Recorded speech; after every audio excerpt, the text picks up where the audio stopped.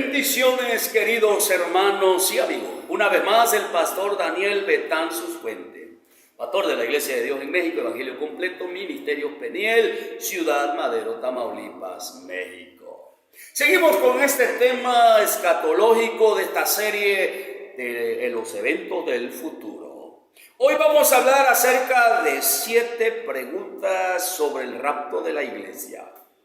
7 preguntas sobre el rapto de la iglesia.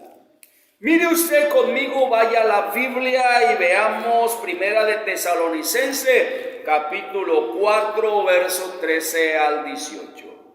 Ahí usted lo puede leer con mucha calma. Lea esta porción de la Biblia con mucho detenimiento.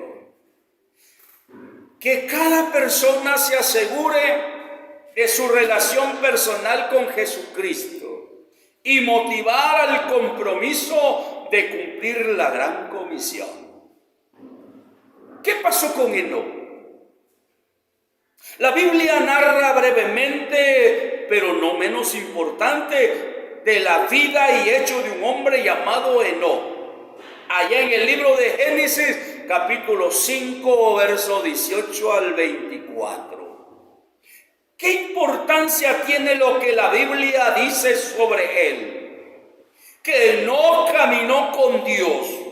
Significa que este hombre aprendió a temer a Dios, a honrarlo en todos los aspectos de su vida. También significa que se dispuso para servir a los planes y propósitos de Dios. Que Dios se lo llevó, significa que Dios lo arrebató al cielo, se lo llevó consigo sin haber experimentado la muerte física. Hebreos 11:5. Enoc ahora mismo está con Dios en su presencia. Si esto es así, significa que Dios lo transformó, lo dio un cuerpo capaz de hacer posible que Él pueda estar en su presencia. ¿Qué tiene que ver Enoc con nosotros? De la misma manera que Dios levantará en su glorioso guerrero o en su regreso a los que hemos caminado con Él en este mundo. Los que nos mantenemos fieles a su palabra y a su regreso. ¿Qué es el rapto? Es una buena pregunta que nos podemos hacer. ¿Qué es el rapto? La palabra rapto no aparece literalmente en el Nuevo Testamento. Sin embargo, en Primera de Tesalonicenses capítulo 4 y verso 15 aparece la palabra parusia. Esta palabra se traduce venida o presencia. Este versículo en su contexto nos habla de la presencia de Cristo ante sus discípulos, pero no ante los demás. Otros pasajes que pudiéramos observar, Primera de Tesalonicenses, capítulo 3, verso 13. Primera de Tesalonicenses, capítulo 5, verso 23. Segunda de Tesalonicenses, capítulo 2, verso 1 al 8. Y Primera de Juan, capítulo 2, verso 28. El rapto es el acto a través del cual el Señor Jesucristo levantará de esta tierra a sus discípulos fieles para llevarlos con Él a su presencia.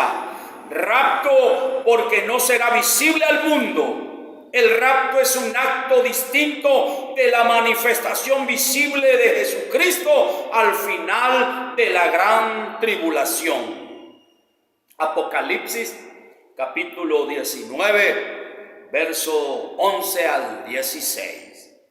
¿Qué señales habrá del rapto? Muy buena pregunta. ¿Qué señales habrá del rapto? En primer lugar, señal de la restauración de Israel.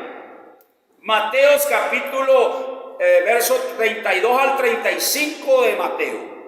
Desde el 14 de mayo de 1948. Fíjense. Según Mateos capítulo 24, en su verso 3 al 14, donde estamos hablando, habla de señales.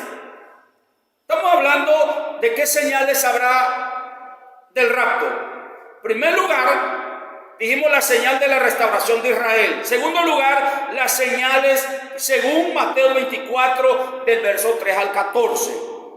Falsos cristos o mesías, guerras civiles y entre naciones, pestes, enfermedades altamente mortales, hambre. Las organizaciones internacionales estiman que en los próximos años morirán más de 100 millones de personas directamente por la escasez de alimentos. Terremotos, intensificación de los movimientos telúricos, persecución de los cristianos y el antisemitismo, multiplicación de la maldad, violencia inmoral, corrupción, desvalorización de la persona humana, predicación del evangelio hasta lo último de la tierra. Señal según Daniel capítulo 9, verso 2 al 41 al 43. La confirmación del nuevo imperio romano y la señal de la apostasía de la iglesia, como lo declara Pablo en su carta a la segunda de Tesalonicenses, capítulo 2, verso 1 al 12. En tercer lugar, ¿qué nos sucederá el día del rapto? ¿Qué nos sucederá en el día del rapto? En el día del rapto va a suceder una transformación. La Escritura dice que seremos transformados. Dos grupos. Los que ya hayan muertos serán resucitados y transformados con cuerpos glorificados y similar al cuerpo con el cual Cristo resucitó. Primera de Corintios 15, 20 al 23. Primera de Corintios capítulo 15, verso 35 al 37. Y Primera de Corintios capítulo 15, verso 42 al 54. En segundo lugar, los que estén vivos serán transformados, es decir, el cuerpo físico sufrirá un cambio espiritual, como lo declara Pablo en Primera de Corintios capítulo 15, verso 47 al 50.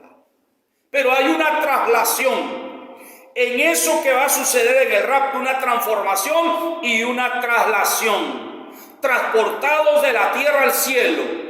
Gloria a Dios. Primera de Tesalonicenses capítulo 4, 16 al 17. Jesús lo anunció a sus discípulos en Juan 14, 1 al 6. Hermanos queridos, ¿cuándo sucederá el rapto? Es una buena pregunta. ¿Cuándo sucederá el rapto? No sabemos el día ni la hora cuando el Señor vendrá. Mateos 24, 36 al 50 y Apocalipsis capítulo 3, verso 3. Continuamos en la segunda parte de este mismo tema, hablando acerca de las 7 preguntas sobre el rapto de la iglesia. Prepárate para el encuentro con tu Dios. Jesucristo pronto viene. Oremos. Padre, en el nombre de Jesús, bendigo tu palabra. Bendigo la vida de mis amigos y hermanos. Prepáranos para el encuentro con Dios. Prepáranos para estar listos, para estar preparados, para estar, Señor, en el mejor momento y irnos con Cristo en el rapto de la iglesia. Perdona los pecados de aquellos que se están arrepintiendo en este momento. En el nombre de Jesús. Amén. Que el Señor les bendiga grande y poderosamente.